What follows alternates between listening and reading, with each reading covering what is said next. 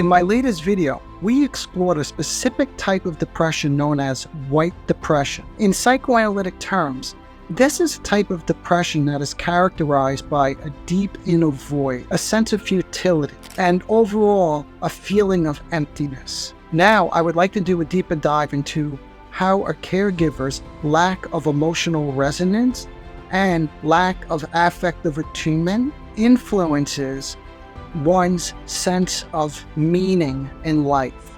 When this type of caregiver gets internalized, I described this in the prior video, it leaves one with a feeling that they are just floating through life with no real conviction or investment in work, relationships, or life in general, because anything that they do feels to them like such a burden, so tormenting, and it really lacks meaning.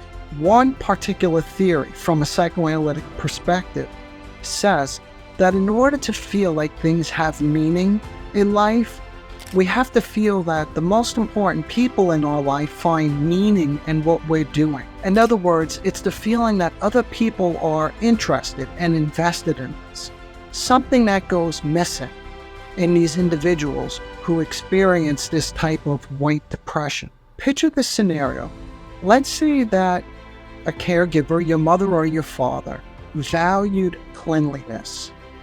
As a child, and even to some extent today, let's say you cleaned your room, and when you cleaned your room, you proudly showed your father.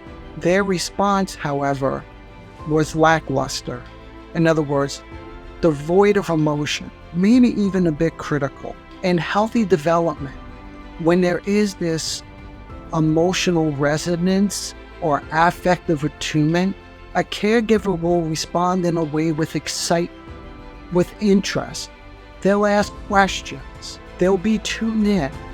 They'll be thinking of you and your behavior. They'll demonstrate the gleam in the eye, which means it leaves you with a feeling that they're proud of you, or they're proud of the work that you've done. This, according to the theory, is how one begins to feel worthwhile, as if there's meaning. But if your father responds with a superficial glance, a lack of any interest or involvement, or it feels like his response is forced or artificial, that he's preoccupied with other things that he has going on in his life, in other words, he can't really be bothered, you will begin to feel, as you identify with this, that nothing that you really ever do is meaningful or worthwhile. In my work with these individuals, what I have found to be very helpful is not to tell somebody like this that you need to get more active in life. It's not to assign homework and tell them to do something or other. In other words, not to give them assignments. Instead, I address this lack of emotional resonance or affective attunement by getting very close to their subjective experience. I express appreciation for their situation. And I may even say something like, how you feel that you can't win over your father, and therefore you start to feel, why should I bother with anything? Why should I even try? There is no point, no matter what I do. I hope you're beginning to see how I address these lacks in their life with emotional resonance and affective attunement. Unfortunately, we have to stop there for today.